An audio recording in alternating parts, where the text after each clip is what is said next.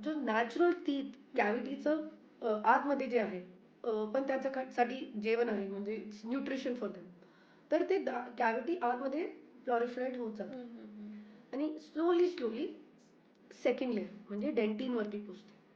आता इनॅमल मध्ये जेव्हा कॅव्हिटी असते ना, ते दुखत नाही, तर आपल्याला माहिती पडत नाही. फक्त एकच गोष्ट होतो की मला जेवण आणत, मला दुखत नाही. हे वर्स्ट मिथ आहे की दुखला तरीच डेंटिस्ट कडे जा. एक्झॅक्टली. तो इनॅमल मध्ये दुखत नाही. आता डेंटिन मध्ये जेव्हा कॅव्हिटी गेली तर तुम्हाला सेन्सिटिव्हिटी वाटते. मला सेन्सिटिव्ह, आणि कारण की टीव्ही मध्ये सेन्सिटिव्ह टूथपेस्ट घ्या आणि तुमची सगळी प्रॉब्लेम सॉल्व्ह होऊन जाणार आहे. तर Yes. आपण सेन्सिटिव्ह टूथपेस्ट घेतला आणि त्याला ट्राय केलं, पण ते झोत नाही कारण की फ्रँक कॅव्हिटी. तर ते जे बॅक्टेरियाज आहे ते आतमध्ये जातात, तर तिकडपर्यंत आपण फिलिंग करू शकतो. करेक्ट. ओके. स्वीट खाल्यावर तुम्हाला दुखलं म्हणजे तुमची कॅव्हिटी डेंटिन मध्ये गेली.